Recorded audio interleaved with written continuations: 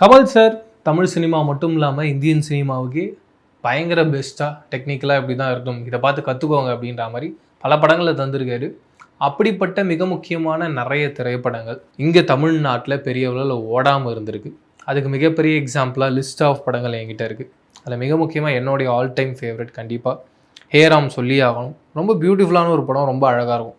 அந்த படம் அந்த காலகட்டத்தில் ஏன் ஓடலைன்றது எனக்கு இப்போ வரைக்கும் புரியல. அதுக்கப்புறம் ஆலவந்தான் நீங்கள் பார்த்தீங்கன்னா 2 கேரக்டருங்க.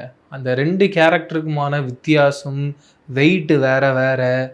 நீங்கள் படம் பார்த்தீங்கன்னா அப்படி ஒரு டிஃப்ரென்ஸ் தெரியும். அதெல்லாம் பண்ணுறது சாதாரண விஷயம் இல்லை. அண்ட் அந்த படத்தோடைய ப்ரொடியூசர் தானு அவர்கள் ஒரு இன்டர்வியூவில் சொல்லியிருப்பார், ஒரு பனி பிரதேசம் மாதிரி ஒரு ஏரியா வேணும், அதை இங்கே கமல் சார் வந்து ஆர்டிஃபிஷியலாக க்ரியேட் பண்ணணும்னு சொல்லிட்டு எப்படி யோசிக்கலாம், பனிக்கு பதிலாக நம்ம ஐஸ் கட்டி தானே நம்ம யோசிப்போம். நம்ம மூளை அவ்வளோதானே, சின்ன மூளை.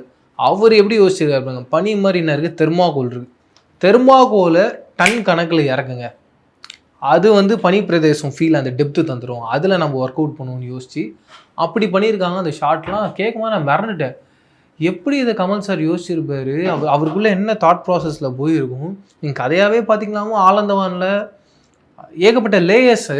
அண்ட் அந்த கேரக்டரை பொறுத்த வரைக்கும் சின்ன வயசுலேருந்து அவங்க அம்மா மேலே எந்த அளவுக்கு அன்பு வச்சுருக்கான், அந்த தாக்கம், அவனுக்குள்ள ஒரு வலி, வேதனை, அது எல்லாமே ஒரு குழந்தைக்குள்ளேருந்து ஒரு மிருகம் எப்படி இருக்குன்ற அந்த அந்த பார்வை இருக்குல்ல, அதுவே பயங்கர டிஃப்ரெண்ட்டாக இருக்கும். இன்னொரு பக்கம் விருமாண்டியும் பயங்கரமாக ஓடி இருக்க வேண்டிய படம், பட் ஓடி இருந்தது, ஆனால் ஒரு பிளாஸ்ட் அப்படின்ற ஒரு ரேஞ்சுக்கு போகலன்றது என்னோட வருத்தம்.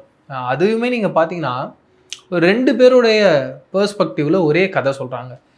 ஹீரோ ஒரு கதை சொல்கிறாரு, வில்லன் ஒரு கதை சொல்கிறாரு. டுவோர்ட்ஸ் த எண்டில் நம்ம நடுநிலைவாதியாக இருந்து ஓகே இதுதான் நடந்திருக்கு, இதனால தான் ஒரு தூக்கில் போடக்கூடாது அப்படின்ற பாயிண்ட்டை நம்ம வைக்கிறோம். அதனால் எவ்வளோ பெரிய ஒரு ப்ராசஸ் நீங்கள் யோசிச்சு பாருங்கள் ரைட்டிங்கை பொறுத்த வரைக்கும். அண்டு கமர்ஷியல் படங்களாகவும் நீங்கள் பார்த்தீங்கன்னா இந்தியனாக இருக்கட்டும், அவ்வை சண்முகியாக இருக்கட்டும், எல்லாத்துலேயுமே ஒரு பெரிய எஃபர்ட் ஒன்று இருக்கும், இந்தியன் 2 உட்பட. ஏன்னா அந்த சலைவால் அவர் எழுதுறதுலாம் வந்து கிண்டல் பண்ணுற மாதிரி இருக்குது. பட் தாட் ப்ராசஸாக நீங்கள் யோசிச்சிங்கன்னா அது நல்ல ஐடியா தான். அது ஸ்டேஜிங்காக ஏதோ ஒரு இடத்துல தப்பாக இருக்கும், பட் ஐடியாவாக அது ரொம்ப நல்லா தான் இருந்தது என்னை பொறுத்த வரைக்கும். அப்படி இவ்வளோ விஷயங்களையும் ஒரு கதைக்குள்ளே, ஒரு ஸ்க்ரீன் பிளேக்குள்ளே இருக்கணும்னு ஆசைப்படுறவர் டுவர்ட்ஸ் த எண்டில் எனக்கு தக் லைஃப்பில் எந்த ஒரு இடத்துலையுமே ஜீரணிக்க முடியல. இந்த கதை எப்படி கமல் சார் ஓகே பண்ணியிருப்பார், பயங்கர ஷாக்கிங்காக இருந்தது. அண்டு மன்மதன் அம்பு அந்த திரைப்படமே பெரிய அளவில் போகல, பட் அந்த படத்துலையும் ஒரு சாங் ஒன்று பாடியிருப்பேன். நீங்கள் பாருங்கள், ஒரு மனுஷன் முழு பாட்டை ரிவர்ஸில் பாடி நடிக்கிறார், முழு பாட்டையும் ரிவர்ஸில் ஷூட் பண்ணுறாங்க, ஆனால் ப்ளே பண்ணிங்கன்னா அது ஸ்ட்ரைட்டாக இருக்கும். என்ன டேலண்ட்டு, அதெல்லாம் யோசிக்கும் போது உள்ள இருக்குது. அவருடைய காலகட்டத்தில் நம்ம இருக்கோம், அவரை நேரில் நம்மளால் பார்க்க முடியுது, தொடர்ந்து அவரை புகழ்ந்துருக்கட்டும். ஆனால் அப்படிப்பட்ட நபரை யார் எங்கே எப்படி ஸ்லிப் ஆகி இந்த தக் லைஃப் அப்படின்ற படத்துக்குள்ளே இழுத்து விட்டாங்கன்னு எனக்கு புரியல. பட் என்ன இருந்தாலும் இந்த படத்துக்கும் அவருடைய எஃபர்ட் அப்படின்றத போட்டிருந்தார். பட் அவருடைய லிஸ்ட் ஆஃப் படங்களில் இப்போ ஃப்ளாப் படங்களை நீங்கள் பார்க்கும்பொழுது ஹேராம் உட்பட எல்லா திரைப்படங்களும் ஒரு எஃபர்ட் இருக்குது.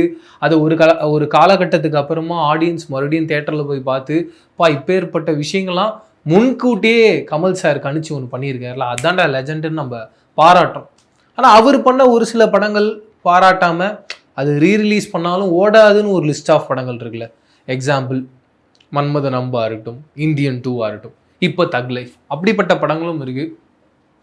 அது எந்த இடத்துல மிஸ் ஆகுது, எங்கே மாறுது அப்படின்னு தெரில.